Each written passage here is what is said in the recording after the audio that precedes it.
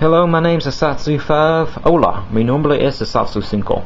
And this is my review of the spyderco model C147CF, more commonly known as the spyderco Navaja by Ed Shemp. This is from Spyderco's Ethnic series of knives. And for those of you who do not know, the Ethnic series of knives by Spyderco is a series of knives that show Spyderco's interpretation of different regional knives. For example, the Philippines have the barong and the butterfly knife, or balisong. During Malaysia, southern Philippines, they have the karambit. Switzerland has the Swiss Army knife. Just about every single region has their own knife that they're known for, or their own blade at least. And that's what this is. This is a Navaja, and it got its inspiration from a Navaja caraca from Spain. This knife first appeared around the 15th century Spain. Before I get started on the specifics of this particular knife, I want to talk about the brief history of this knife, of the Navaja caraca. First of all, the word Navaja. This is named by Spyderco as the Navaja, and it's also a Navaja. The word Navaja is Spanish for folding knife. It comes from the Latin Navaja, or something like that. I have a hard time pronouncing Latin, but basically it meant straight razor, or razor, a shaving razor, like you see people getting shaved from in old barber shops, and they folded. And so the Spanish, being a Neo-Latin language, came up with a word for their folding knives. They came up with Navaja. And if you were to go to Spain, or you were to go to Mexico or some other Spanish-speaking country, and you were to ask for a Navaja, you could get anything from a M-Tech to a case to, a no-name brand knife to, a Spyderco. A Navaja is a folding knife. It doesn't necessarily reference this specific style of knife. Now, if you wanted to reference this specific style of knife that originated from 15th century Spain, you would say, I'd like to see a Navaja caraca. And the caraca word, which is a nickname for this blade in Spain, sometimes people say, I want to look at a caraca. That's also referencing this knife. But the reason behind the caraca, that's referencing the sound the knife makes when you open it. And hopefully you can hear this. And these knives came in all different sizes. They had very utilitarian sizes like this for utilitarian purposes. And but that's not what this knife was known for. This knife gained its notoriety for being the knife of criminals.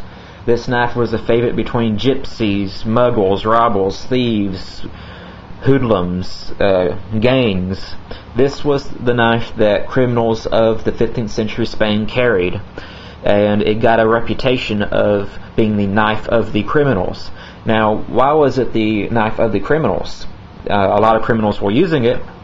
The reasoning is, during that time, it was illegal for certain people to own swords, and it was also a very common practice in that time to duel.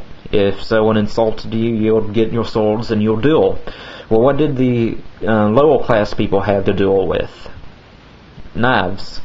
And if you're not allowed to carry swords, then how do you get around that? You carry a very large folding knife. And these knives, I've heard stories of these knives getting, 25 centimeters, the blade length being 25 centimeters. These things got big. I also have Cold Steel's interpretation of the Navaja. This is the Cold Steel Espada, which Espada means sword.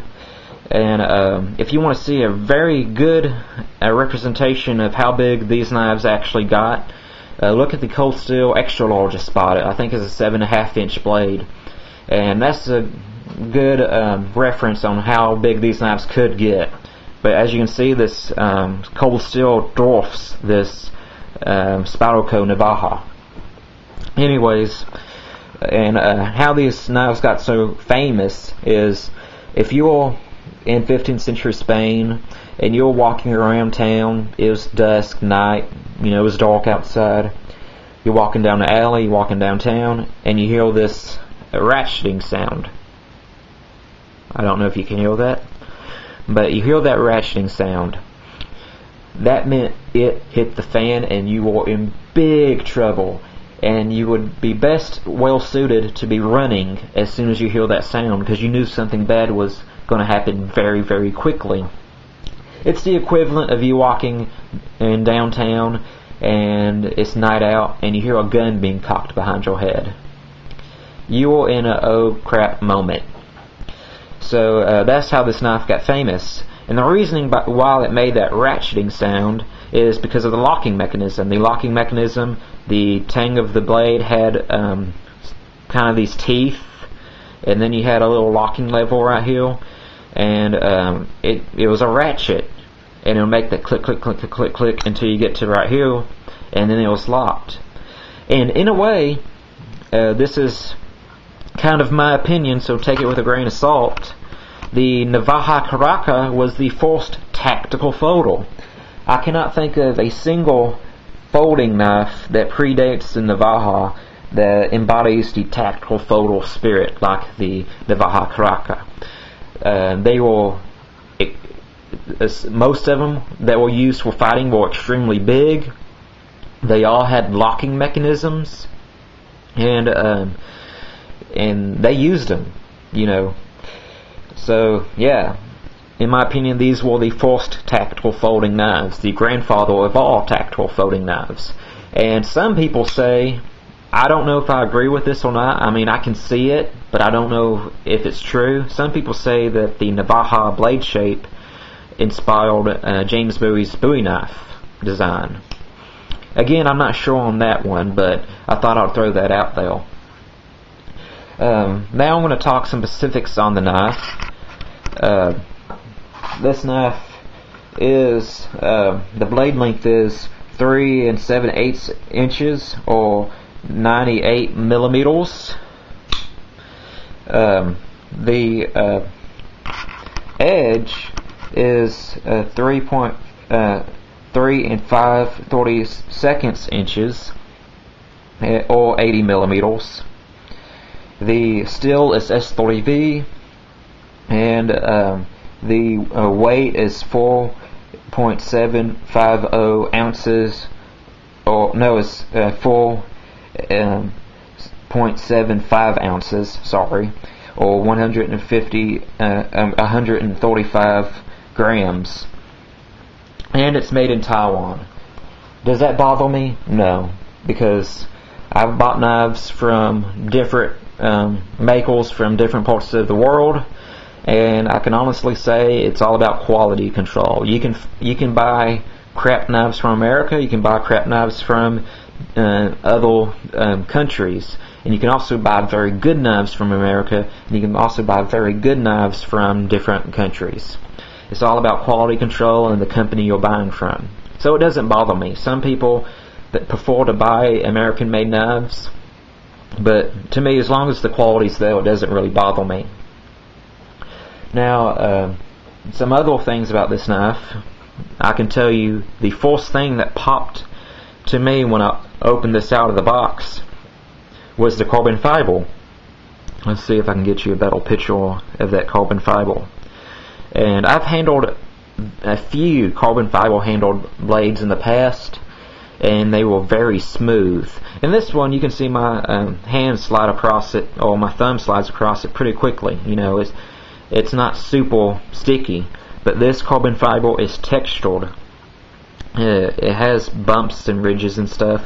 It's not going to rub your fingers raw, and it doesn't provide a lot of traction, but it does provide some traction.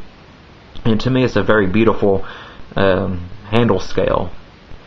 The knife itself, the handles are stainless steel, milled out liners to reduce the weight, and the locking mechanism is a Michael Walker liner lock.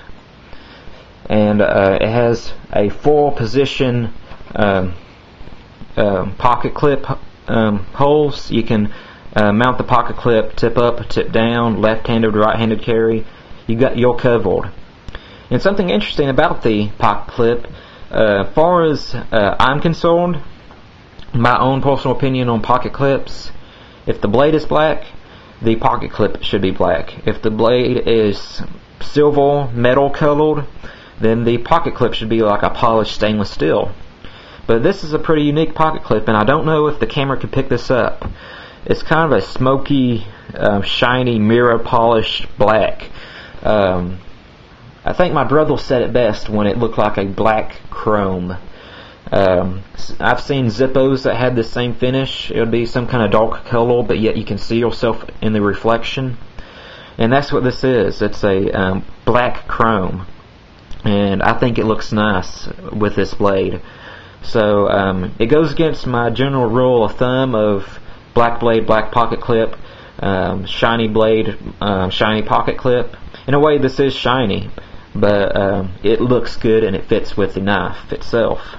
Now, this knife opens up extremely quickly, and you can get to it deploy it pretty quickly. But this knife begs to be opened slowly, and it's a fun knife to play with.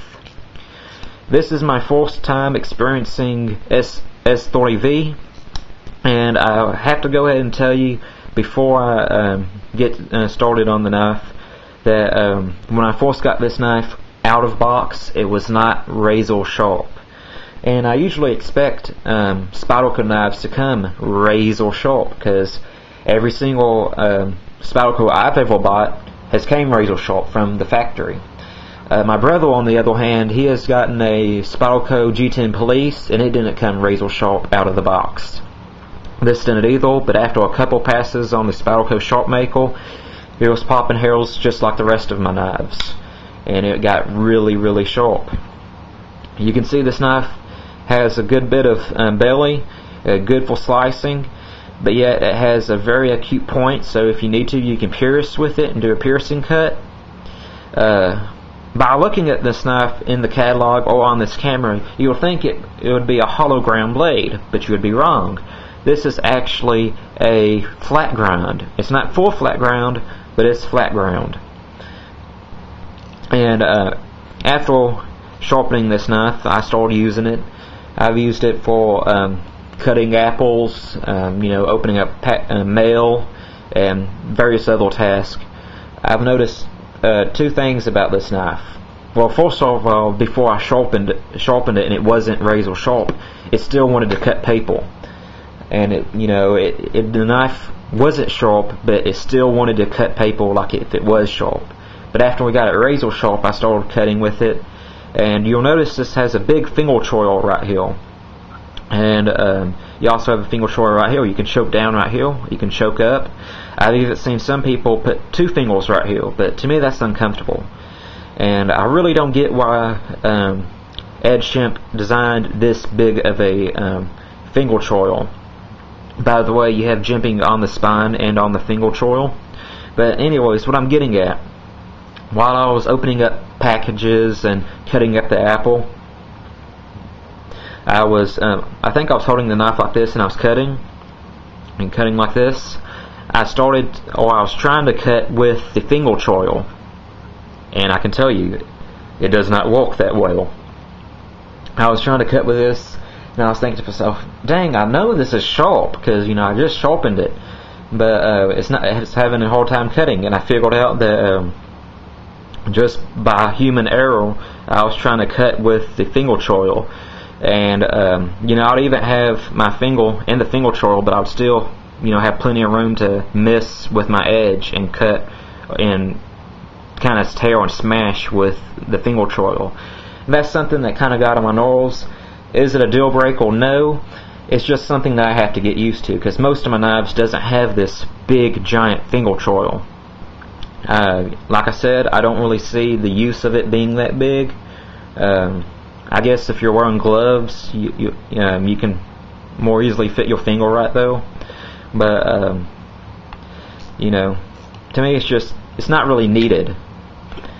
And that's just kind of got on my nerves the first few times I use this knife. I'm getting a lot better now about using the actual edge, though. Now, what is this knife good for? What is this knife useful for?